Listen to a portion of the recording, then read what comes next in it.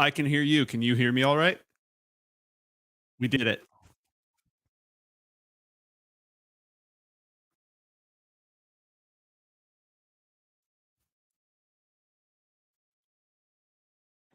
Mhm.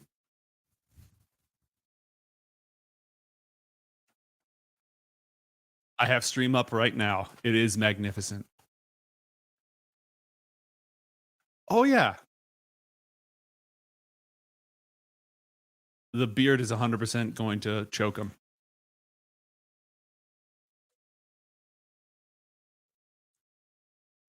Is Streamlabs set to the correct input source? And you're getting bars in Streamlabs on that source? Okay. Hi.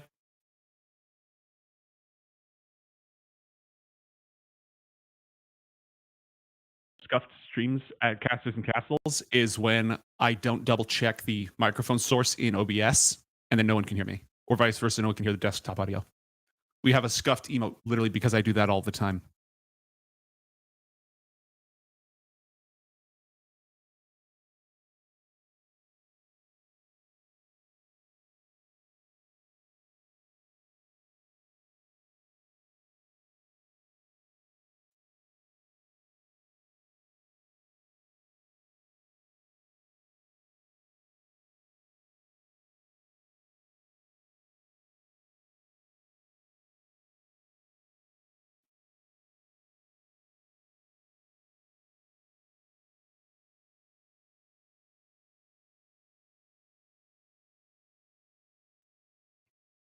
The audio every single time.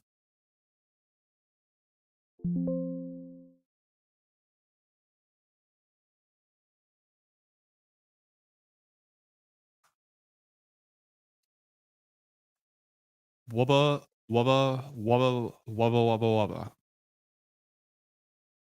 Wubba lubba, dub dub. I am in extreme pain. Please help me. In bird culture, this is considered.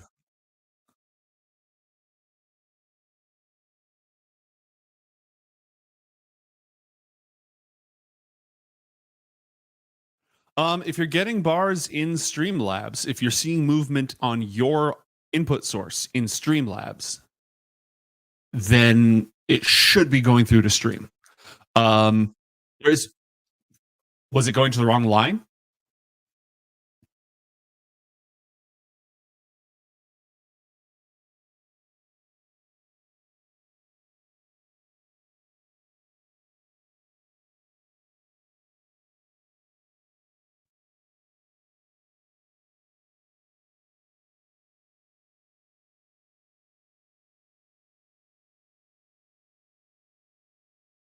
Zool. Zool. I can hear you. Can you hear me? I can hear you. Yay. Are you What was that? Talk, just keep talking. I'm good at that.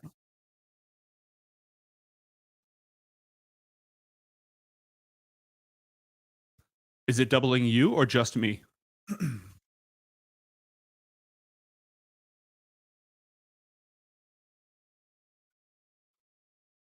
Hmm. Is it capturing desktop audio? Because it shouldn't be, because it should just be taking your microphone and then the browser source. If it's capturing desktop audio, then it's going to pick me up twice. Actually, no, that's how I run it, and I don't have that problem.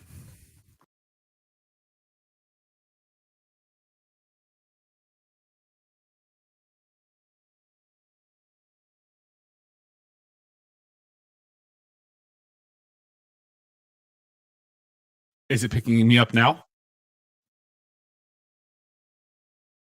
Yeah, I pressed the mute. I muted myself for a moment, and I'm doubled. Okay.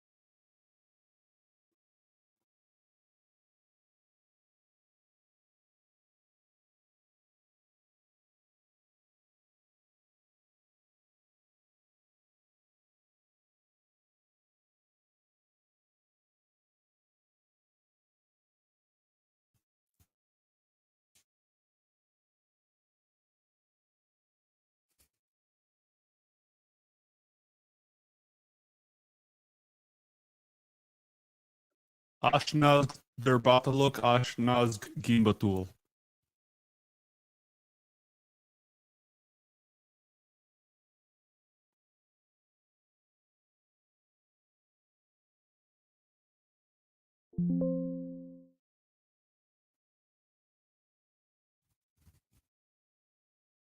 All good. It's a process.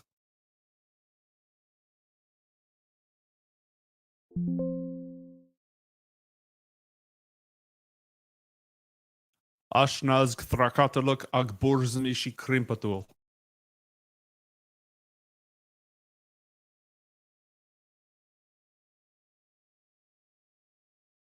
Okay, I think I added the wrong... Yeah. There we go.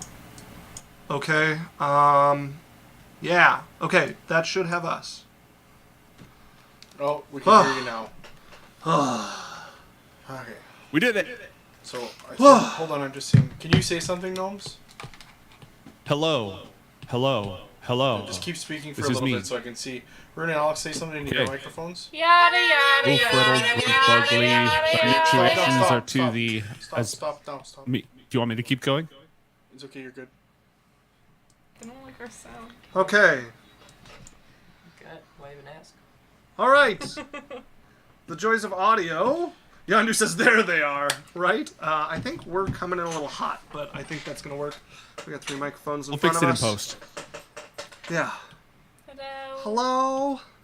Brody came to say hi. Okay, everybody, welcome. This is our adventure talk stream, as usual, with sound problems to start. You can always look forward to that. Literally, everything was working beautifully. We went live, and everything fell apart like a house of cards, like the house of cards that it is.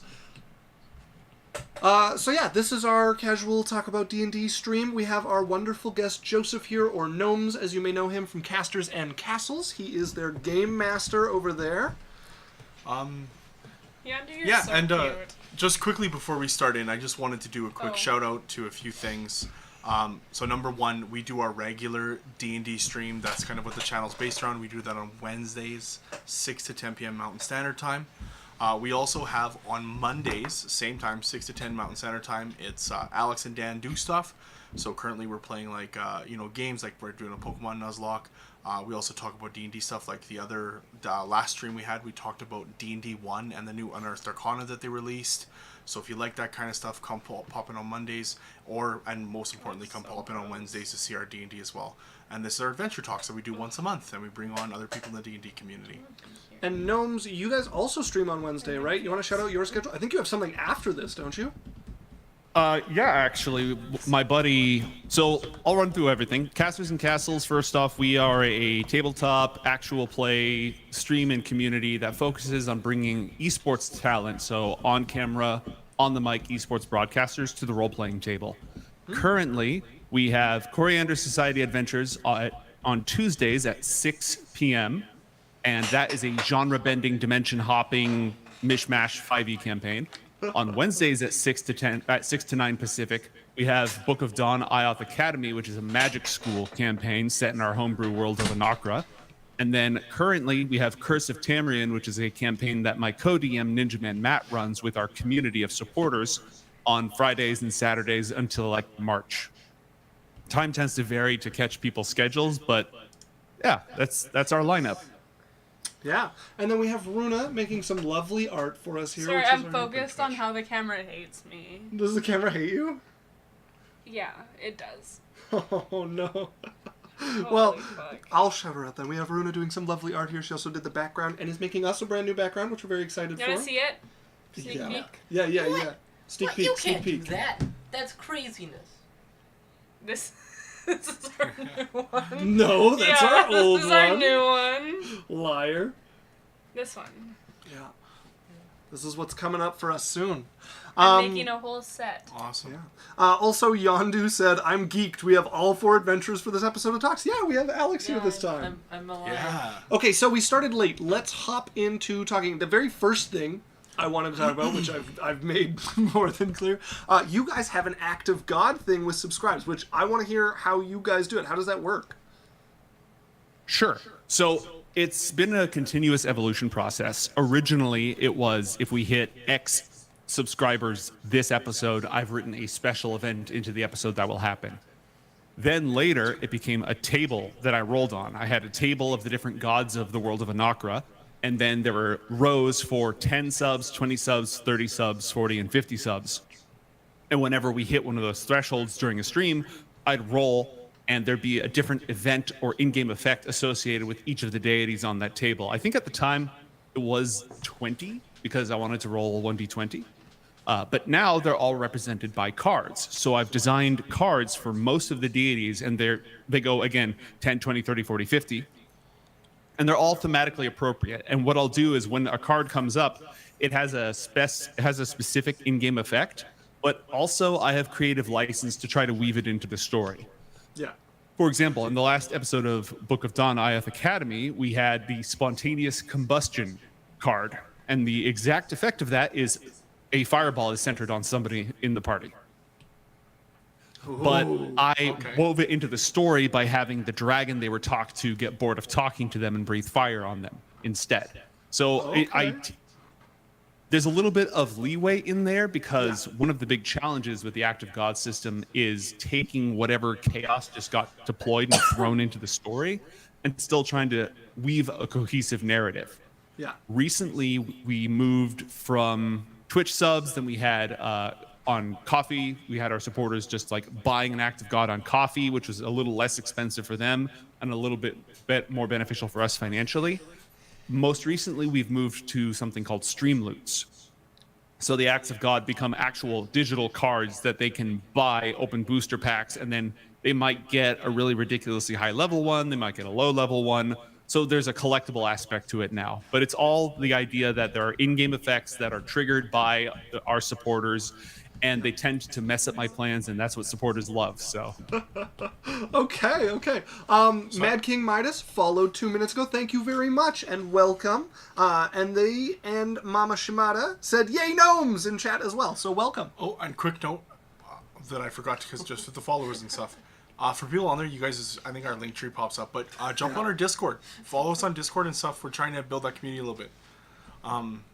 But yeah, I really like the 10, 20, 30, 40, 50 and just having it kind of reset as you go along. I'm assuming when you hit 50, you go back to 0. Mm-hmm. Okay, that's great because that's something that I really like. And I like the 10, 20, 30, 40, 50 subs.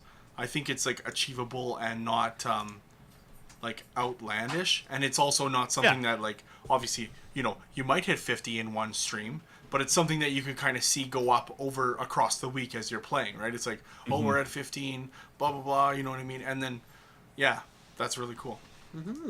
And I think one of the most important parts about it is that it needs to be designed by the dungeon master, because you're the only person who knows what sort of curveballs you can catch, right?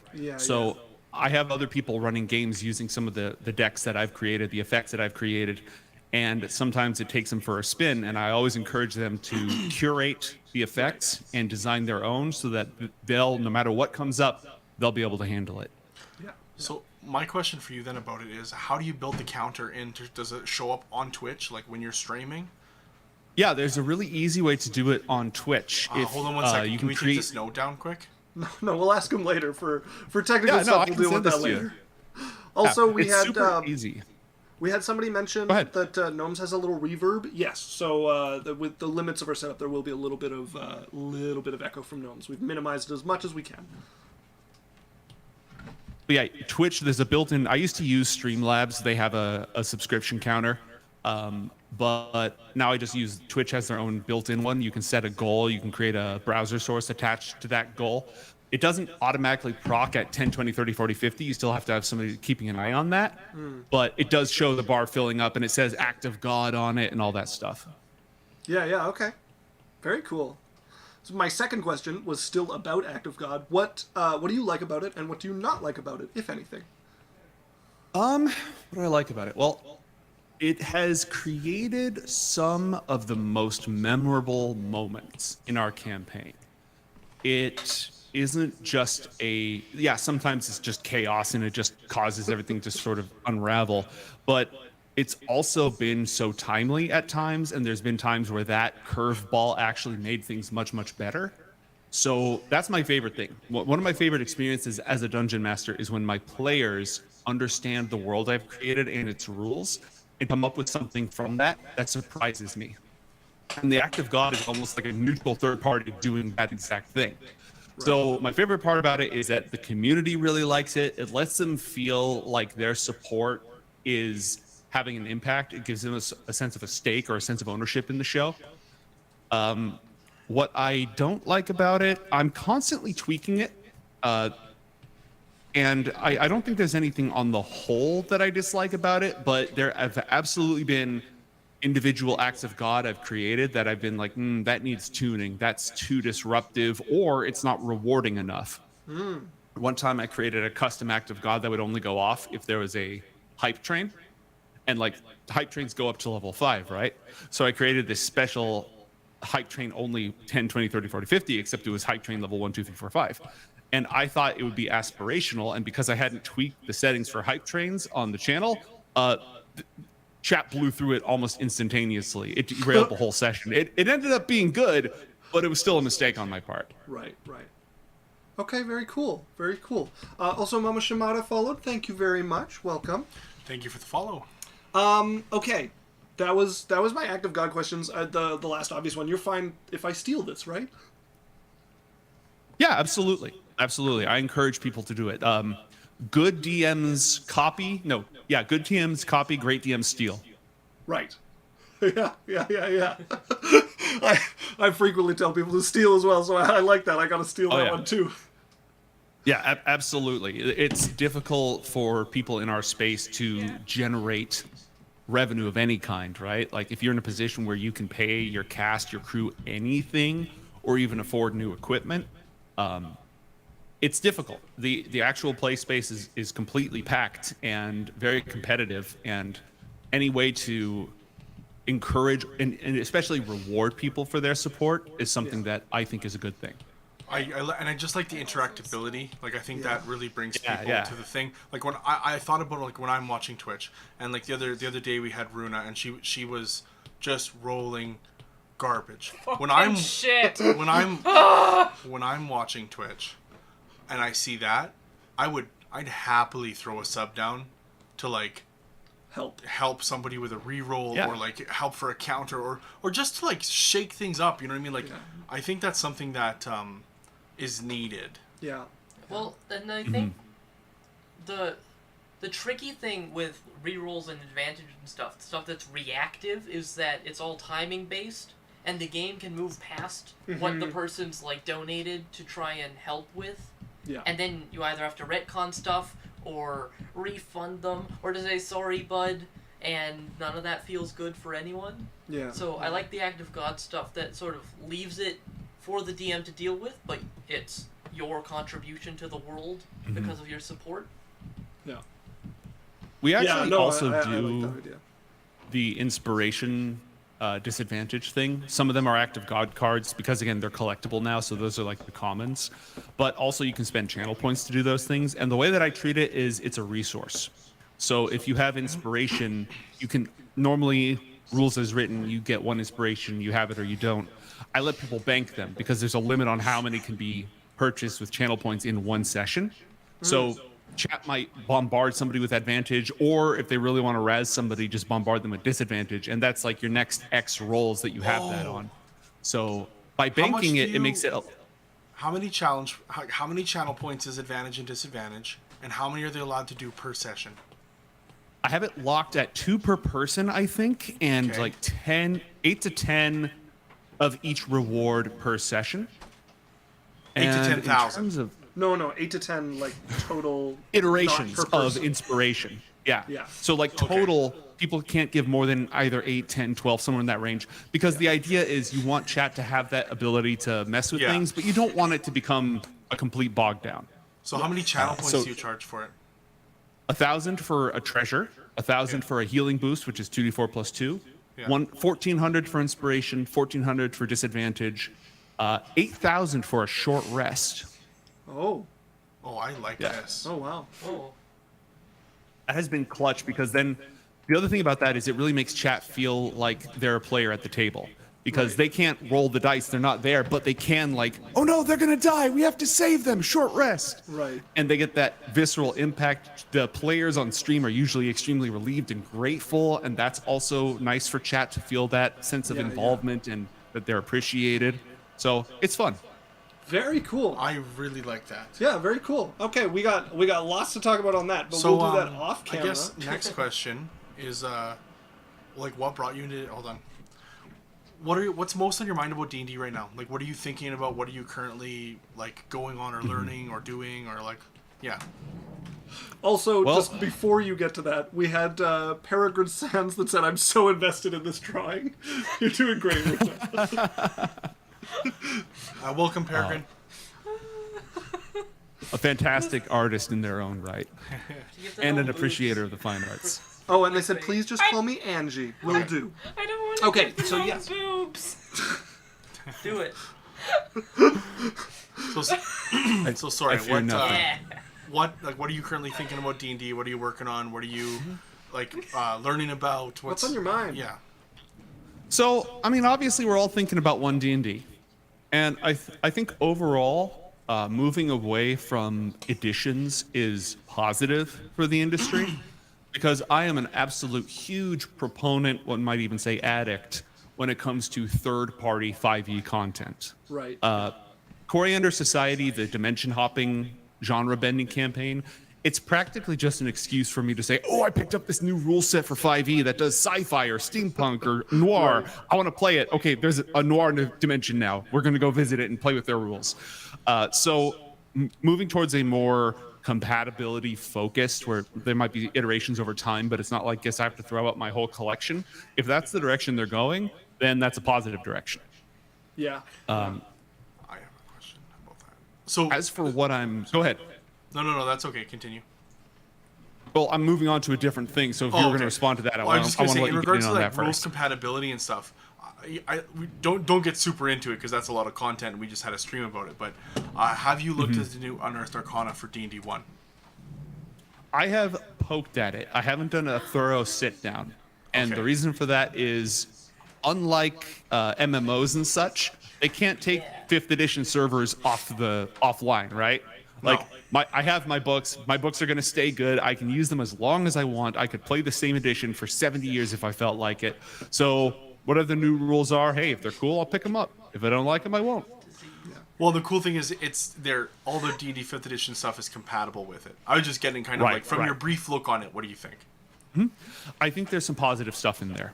I've been a proponent of customizable heritage ancestry for a while. I've tested a few different systems from the DM's Guild for that. So I think making that baseline is great. Yeah. I think feats are cool. I started with 2nd edition, but I played 3.5 most. So, I'm a sucker for feats. I think that's a good direction. Yeah. I don't know what you're talking about. Makes I have a sense. totally normal like of feats. Yeah, for sure. Not a problematic. So we actually got Alex started in my campaign that was Fantasy Craft, which is a 3.5. Like it's made off of the There's- same open source. There's somebody in my community who has played it, and apparently is it even crunchier than 3.5? It's much Yeah. crunchier. Yes. And it's so feat So- based. sorry, 3.5 I was ended crunchy. up with a character with like a plus 81 to stealth or something, Yeah. and it's just like it's really cool, boring to play, but very fun to be able to make. So it's a lot Yeah. like 3.5 with just like slightly crunchier in some ways, but with less material Yeah. to it. And splat the, books. the thing with Fantasy Crafts, the feats decide your character. Like, you could take same race, same class, same background, and play completely differently based on your feats. You'd be completely different characters. Which to you guys Good which haven't stuff. played, it would be a lot like a 3.5 fighter. Yeah, that's the first thing that went into my head is fighters and their feat trees and how that completely redefines them. What is it? Fighters used to get 11 feats through their character Yeah, progression. something like that, like a bonus feat every Every other second level they practically. got a feat, and they got 2 starting feats. Wow. Yeah. Yeah, Hey, yeah. so the next campaign, You want to go 3.5? no reason. No, God, I'm not playing another. I'm fighter. good. I don't want to Played play. 3 straight fighters. I'm good. I have such fond memories of 3.5, and there's some things about it I absolutely loved. But going And, back yep. to play, the thought of going back to play it is so onerous. It's just like, and like, okay, think of it like this. You played 3.5 Paladin? Did you? He's nodding, yeah. Oh, okay. Sorry, I couldn't yeah. see that. How much My better? apologies. How much better is the 5e Paladin than the 3.5 Paladin? The 5e Paladin slaps the 3.5 Paladin. The 3.5 5e Paladin, Bard hot slaps garbage. the The Bard. worst. Yeah, 100%. The Paladin was the Ranger of 3.5. Oh man, Yeah. and like the only thing that good about it was the mount, and even then it was like, I'm like, wow, was Quite clunky, Greater it was Steed is weird, just like- the best thing that ever came to the Paladin. Yeah. I 5e is my favorite, and I had like almost every splat book. I had 2 shelves worth of 3.5 splat books. I had did you have Tome of hundreds Battle? of prestige. Yes. The Tome of Battle, the yes. broken ass. do you remember So the what's funny pyrokineticist? is, at the end of the day, I felt like the Tome of Battle wasn't actually broken. It just made fighters like it made martial classes actually viable, Real good. which felt broken. You know, because the stuff you could do with wizards and casters in 3.5 was absolutely broken. ridiculous. Yeah, Yeah. well, like, okay, so wizards are dumb. like Personal vendetta. Well, you think wizards are bad? The Thaumaturgist was an expert class, which allowed you to That was a play prestige class that got. a wizard and a cleric, and when you leveled up, you got to take a level in both with like a limited capacity. And then, do you remember the? Okay, wait, I want to move away from this because I want to be in the conversation. do this all Just one day. more question. Do you remember the pyrokineticist? From Complete Psionic, I think so. I think it was. It was like the fire monk who could like shoot Yeah, fire yeah, and yeah. punch people. I played that, and that was a lot of fun. Yeah. It was good times. We have a note. Peregrine, you said you wanted to be called something else, and I lost it. Angie. Angie, thank you. Yeah, Angie said, on a more tactical level, I do appreciate the Procreate showcase from Runa. So Thanks. usually Angie is working in CSP, so it's a nice change Yeah, of you pace. can really draw something and then erase And, it. uh, and draw Clip again, Studio and then erase it. Paint? I love Clip Studio. And then somebody also mentioned, let's talk about Thaco. Let's not. Thaco was a system, Was a thing. and it had numbers and dice. Yeah. Moving on. Armor class. Moving on. I really like Angie. Angie's been watching my art. Yeah, here for the art. Love it. I would Angie's a watch the art, phenomenal but, artist. So Good. Yeah, you hate me? game Yeah, recognized we game. gotta. Angie should hop in the Discord and post some of your art. We'd love to see it. We have an art Yeah, page. please on join there. the Discord. We're trying to make it more lively. Yeah. Discord's a lot of fun. Okay, my next question is, what got you into D&D? Did this happen before the Overwatch announcing, or after, or what got you started? Oh God, I'm turning 35 this year, which means that I will have been playing D&D for about 25 years, I think. My first DM was my mom. She didn't, because she used to play it in high school, and so she ran something with like toys on a chalkboard, and it wasn't the real rules. She was making stuff up. I I remember something about a castle, and everyone had been turned into jellies, like turned into slimes. And then my uncle, who used to play D&D with her in high school, was my next DM. And he grew up on first edition, second edition, so we played some of the classic modules. But I started DMing when I was like 11. I wanted to be making the stories. I wanted to be making the dungeons. So it's been a part of my life. It's been my primary hobby and one of my greatest sources of joys for almost, not quite as long as I can remember. As for Casters and Castles, I had wanted to do streaming content, some sort of D&D online content, and I actually did a live stream game with some friends of mine from another community to my own channel, which was, tiny. Nobody watched. But I was vocal enough about D&D when I worked for the Overwatch League. So I worked for Blizzard from 2017 till 2020 as an observer in the Overwatch League. So I was backstage in Burbank. I was meeting a lot of different people. I was meeting a lot of the broadcast talent, and I was very verbal and loud, both in person and on Twitter, about my love for D&D. So I was out at a bar after the show, and two of our talent, Bren and Sideshow, came up to me because we were all sort of going out. And they said, hey, we want to do D&D stuff, but we're super busy. We don't have time to make adventures. Bren's going to DM, but we know you love this stuff. We know you're a good DM. Do you want to write a campaign for us? And that's how Casters and Castles got started. Okay. That's cool. So for the first season, I was like behind the scenes writing the adventures, giving them to Bren. And then from the second season on, I was the primary DM. Yeah. Very cool. That's awesome. Yeah. So I was going to say shout out to your mom, because honestly, DMs have been making stuff up since 1968 and it ain't never changed. Fudging. But yeah, I had a quick question for you, because you said you worked for Blizzard. Did you ever get to meet Artosis or No, Rotterdam? I never got to meet Artosis. Okay, did you ever get to meet Rotterdam? No. I didn't really cross circles with much of like StarCraft. Those the titans of that esport. Because by the time Overwatch League was a thing, StarCraft esports still going there was a really iconic moment at BlizzCon 2018 or 2019 when somebody won. It was like the first time that a non-Korean player had won the grand tournament at BlizzCon. Yeah, I watched either it. ever or in a long time. Yeah. So I was there for that, but other than that, the two esports programs didn't cross paths much. Oh, they didn't. Okay, makes sense. I just thought it'd be cool, because I love those guys. It'd be cool.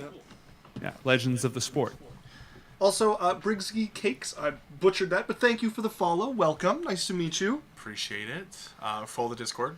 Check it out. I Briggsy. didn't get started as young as you, which I'm sad about. I was from a small town, so we didn't have... D&D wasn't talked about. The only thing you heard about it was, to make fun of people. Like, oh, you probably play Dungeons & Dragons. And that was the most I knew about Dungeons & Dragons as a kid. That was the punchline. Yeah.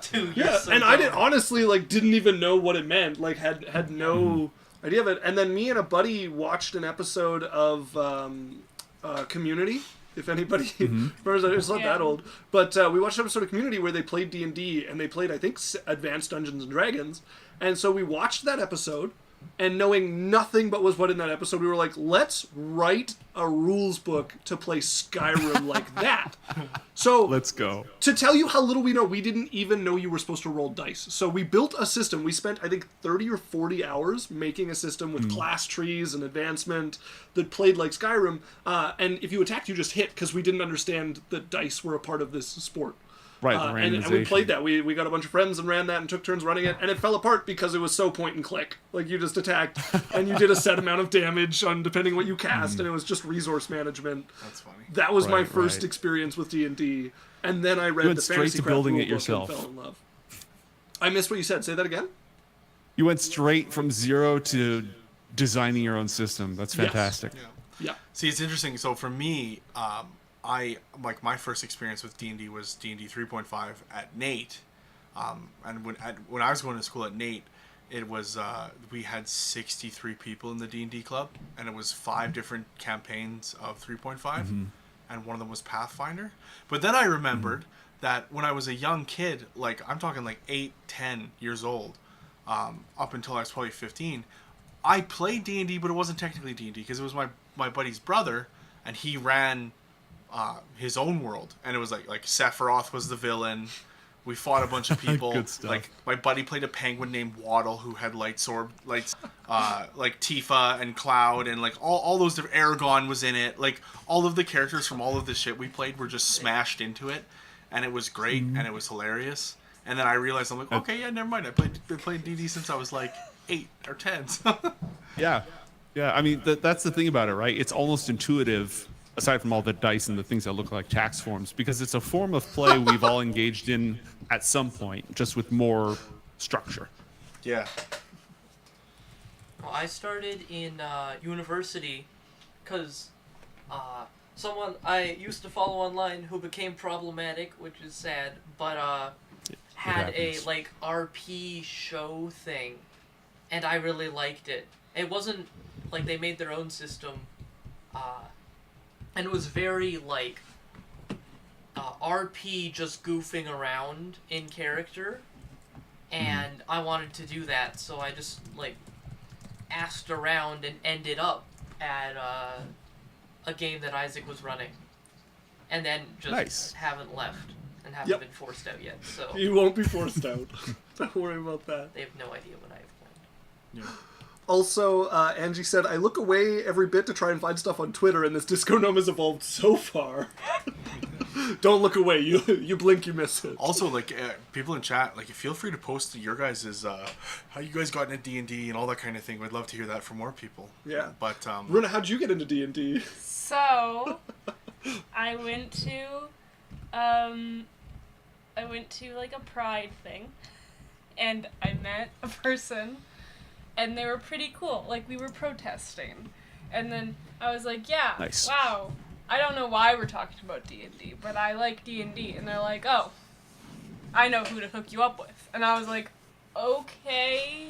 I get a Facebook message. And then no. Then it goes to Squidney, and I'm like, hey, and they're like, yeah, I heard you wanted to be I heard you wanted to do D&D, and I was like, yeah, and then they were like, here's this person that Wait, you've there never was met. another intermediary? And they're like, here's Isaac, my roommate, and I was like, oh shit, yeah, you met up with what's her face? Aster, And Aster put you to Sid. Oh. and then- I didn't realize there was another intermediary. I was introduced to Isaac, and I was like, I was sitting there with my phone in front of me looking at Adventure Corp, and I was like, I don't know how to message them. I have no idea how to message this man. Well, that's right. It didn't even come to my personal Facebook. It came to Yeah, Adventure Corp, like our... Because Squidney to the- never told me how to message you. They gave me a Facebook to Adventure Corp, and I was just stuck there. And I was like, I'm supposed to do D&D, maybe? And then I was so good, they never got rid of me. Yeah, I had her on. I was like, I have no space in any of my games. But you can come and play an episode or two on one of my at-home games. She came, and I was like, okay, no, she's so good at improv. She's so good at being in character. Please come play with us. I don't care that you don't know what you're doing. We'll And make it I've work. been here for a year now. Yeah. I've been playing Congrats. D&D for a year, and only with Isaac Alexander. It's the crazy thing about D&D is know-how is so little of like what makes the game fun. Yeah. So, question Yeah. for you, just 100%. kind of, what's like your most proud moment in D&D?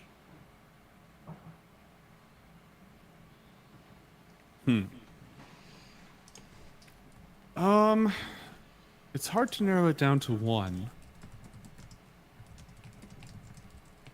The occasions where I have made my players cry, I flag those, player tears.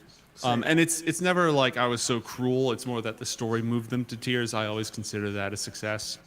Or a character mattered to them. Yeah, the story moved them, a character mattered to them. They were able to connect with the story in that way. A lot of the games that I run are very jokey, very comedic. Like it's not like the story itself has, I'm not bringing the lightsaber wielding penguin into things. It's just that the conversation tends to go towards memes and joking and shitposts and such. So when I am able to execute a serious moment, I'm very proud of that. I got to run a game for Mika Burton. I'm happy with that. That makes me happy. And at the end of that campaign, Bren did something that came completely out of left field, has had long-reaching consequences in my campaign world, and I was able to roll with it. And so that sort of stuff is also what makes me happy. The only thing that makes me happier than that is, like I said, when my players have figured out my world and they surprise me with my own lore. That's just my favorite. Yeah. I also, on the same note as that last bit, one of my favorite things of having run D&D for a number of years now is how my world changes from past campaigns and stories.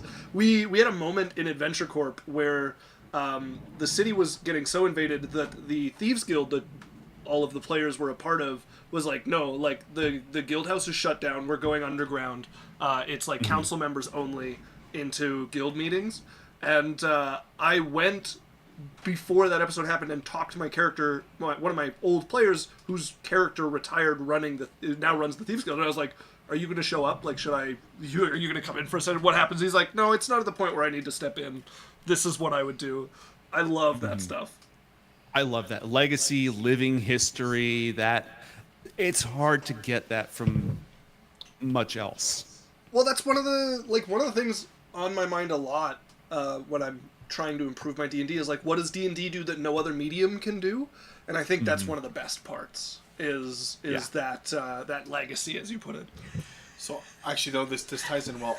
I had a really good conversation with someone the other day, and it might have been you, Isaac. I can't remember who it was, but we were talking about books to film and how we're usually upset with how the film is when the book adaptation goes in. Yeah, that was me. And it was coming in from the conversation of what does the medium that a book does, what does the medium that a film does, and it's instead of like coming from this place of one's better than the other and feeling disappointed, is taking each one and what can it do better or different or more impactful than the others, and putting the exactly right. So yeah, look for what they do well instead of like, oh, they missed this whole part. Yeah, they missed that part because it was everyone talking in their head. So stop. It would have been a bad choice.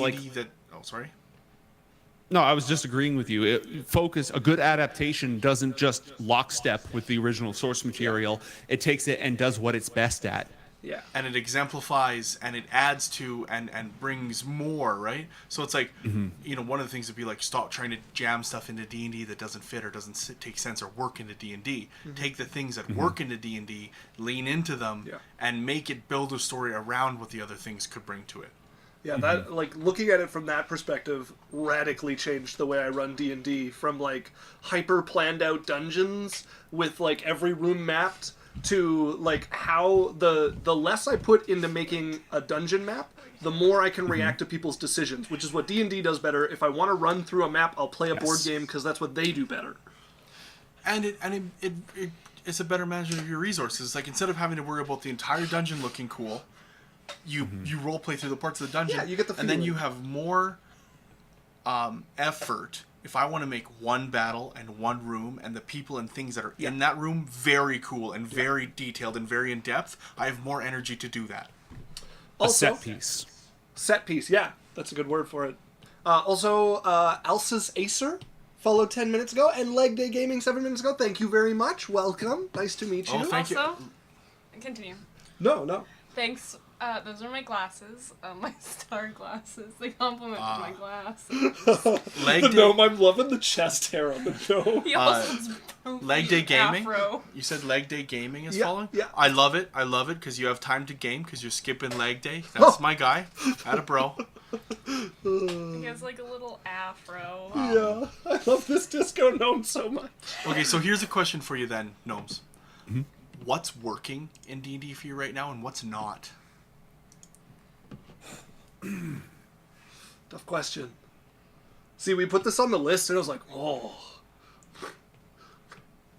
You know it's good when you throw it up there and you're like, yeah, that is good.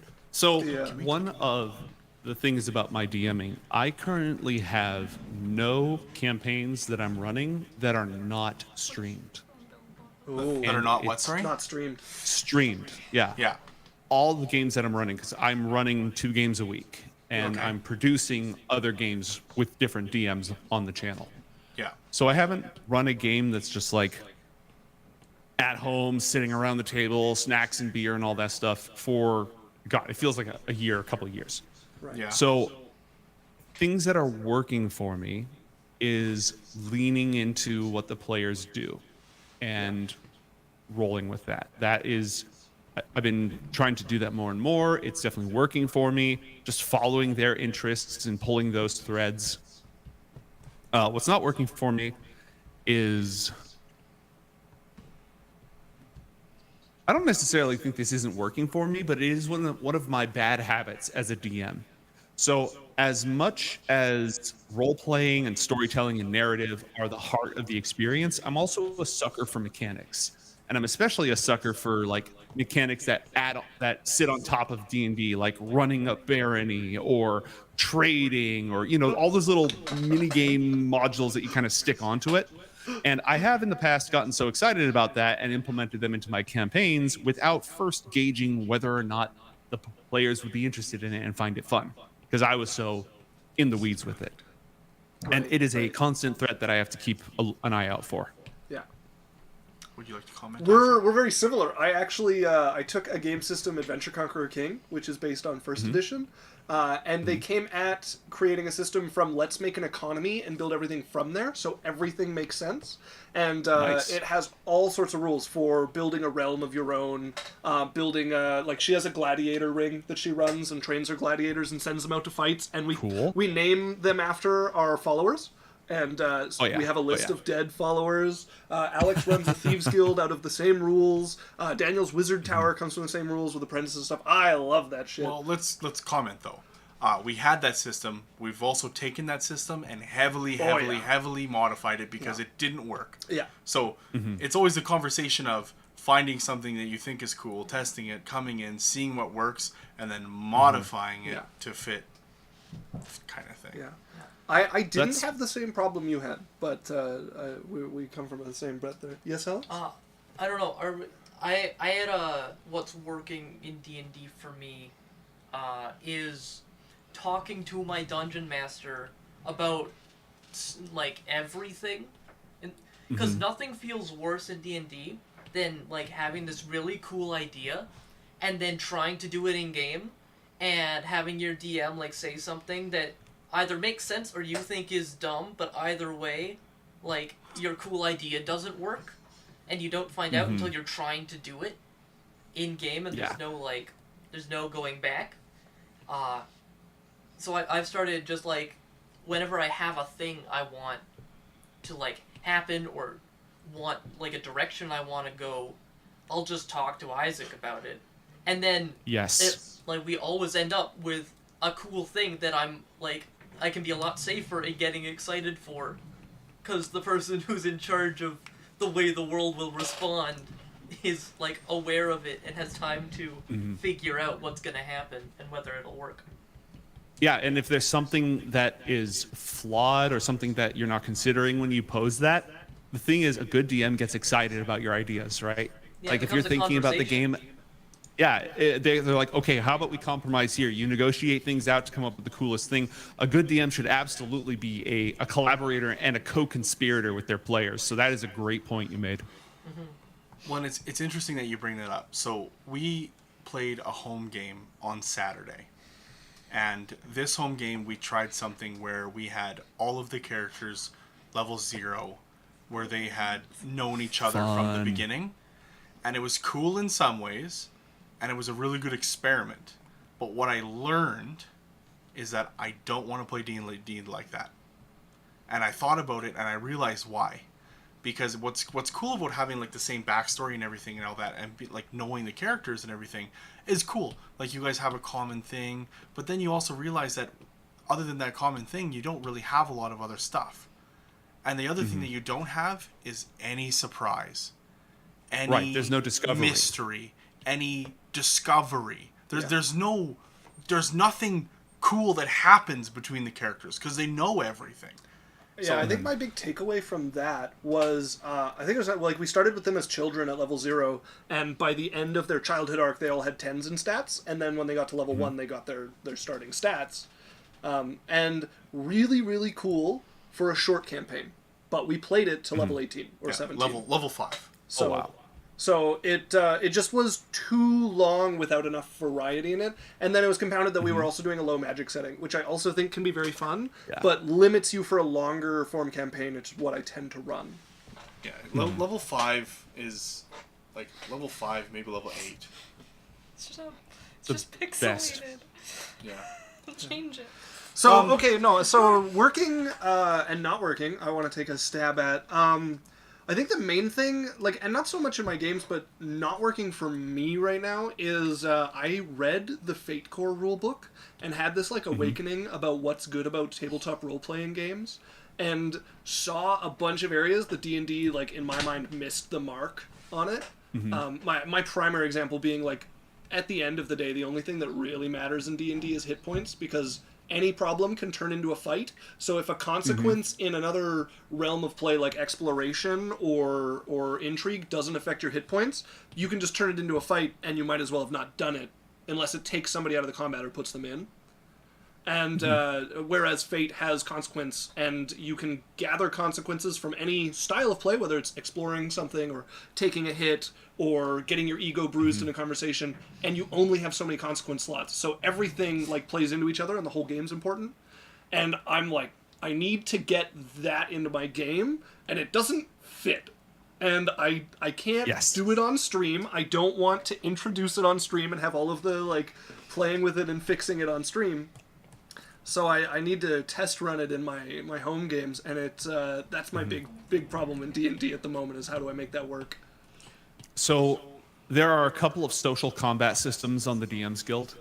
I never ended up using them because they are basically just taking the combat rules and porting them into conversations, which, I mean, it's a nice thought, and you could run a campaign around that, but it would have to be the debate in the Royal Court campaign. Adding it on top of the kick in the door, kill the monsters, take their stuff rule set. Yeah. That being said, I have a project I'm working on that's probably going to see the light of day in March. And it heavily focuses on survival, crafting, and settlement building. And it has rules to deal with non-hit point consequences of things like being out in the wilderness, working too hard, that kind of stuff. So to comment on that, because I also talk with Isaac quite a bit about these things, I think there are tools in D&D that help with these things, and I just takes I'm a bit of a devil's advocate when it comes to this, because I don't think everything has to be solved with a system. I think homebrew is so powerful, and there's rules and tools that are given that deal with things. Like, for example, exhaustion is a great mechanic, and you can just give people exhaustion when things come up. You're in a survival situation, and you did something like that, boom, exhaustion. Now it makes it harder. You have to rely on your party to help you, different things. I also don't think that hit points apply. I think hit points apply when you're in combat and you're aware. I think if you're sleeping in bed and someone comes up and rams a dagger into your throat while you're sleeping, you don't have hit points. Oh, yeah. You're on death saves. Hopefully your friends are around. Yeah.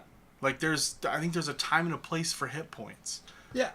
I think if you're drunk in your stupor and you can't defend yourself, that's another time where hit points probably don't matter. Who cares about your AC when you're hammered and can't block a blow?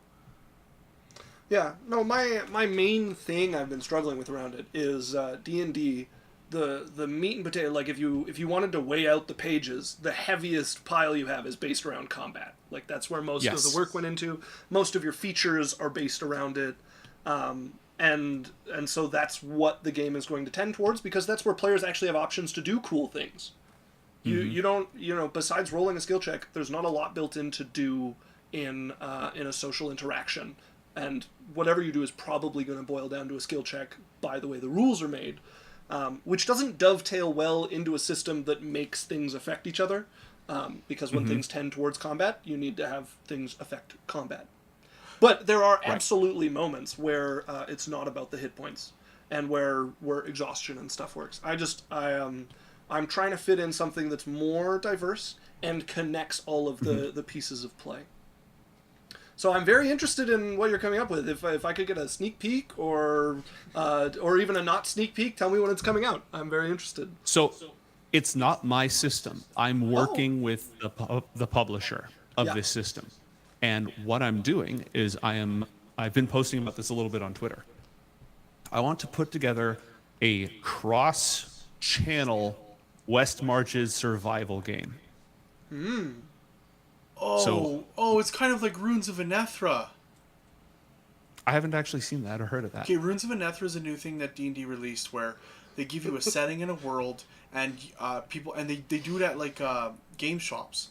So basically you have a setting in a world and everybody builds and it's a random character generator. And you start at level 1 and you can come to the store and you can play with whoever you want to play. But it's the same world and all the DMs can DM in the same world.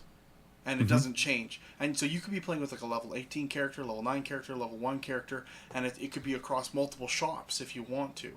It's probably not exactly the same, but it's a similar type thing. It's very close. It's very close. In this model, there's one map, multiple DMs. Okay. They all have access to the map. There's, like I said, the concept is that you're going to end up stranded in this land. You start at level 1. All you have is your gear. Your starting gear, there is no civilization. Okay. If you want civilization, you have to build it.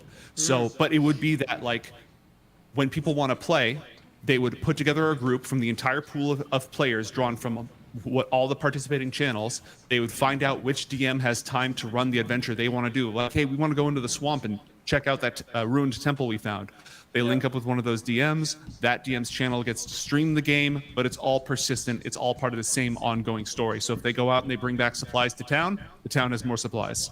It reminds me of the thing, Isaac, you were telling me about where you have like multiple campaigns going at once at different levels. Oh, that's fun too. Yeah. Yeah, I'm okay, different note, but to speak of that, I'm thinking of running for my at-home game, taking their starting characters, playing till about level 10, and then making new characters, because I like to have more downtime. So while they're level 10 characters, it's only every so often something worthy of a level 10 character comes up. So while nothing's coming up, we'll start new characters at level 3 or whatever, and you play them till about level 8, and then you start new characters, and in the downtime between things, you're playing different characters, and then you switch to the higher level characters when something in the world, because it's happening concurrently, comes up that is at their level. You might even have the lower level threat. Yeah. And you might even have the lower level group going and telling the higher level group of like, we found this thing we can't deal with. Like, come in and please deal with this. We thought this temple was great until the death bolts started flying, and coming back like that. And you end up with one like high level party all the way down. And the onus is on your players not to baby their character, not favor their characters when they're being other people. Right, I thought it'd be fun. So yeah, It's fun. It's interesting because the some of that West Marches and stuff like this is it gives an opportunity where, let's say you have a character's level 10, 2, 5, and 7 playing. Well, that level 2 character better be careful, right? And it's like you can make it as deadly as you want, kind of thing, but it's interesting.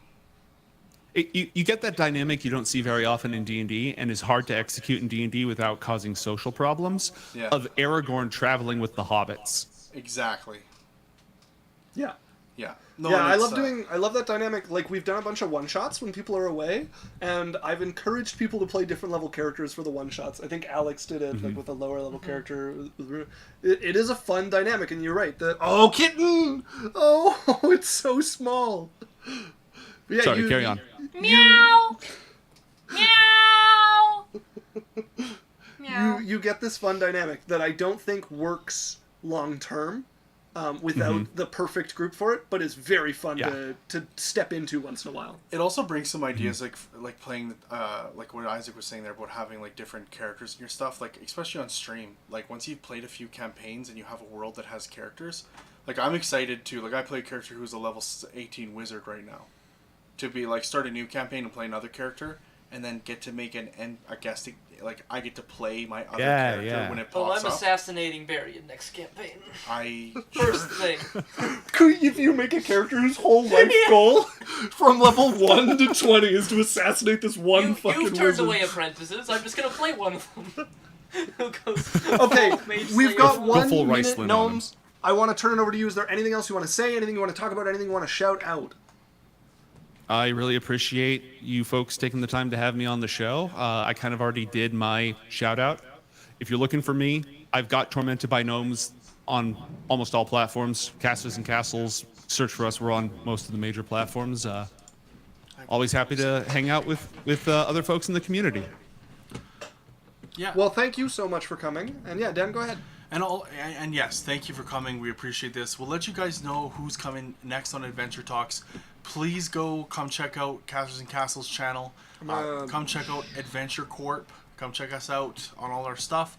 The other thing I wanted to say is, do you play Overwatch?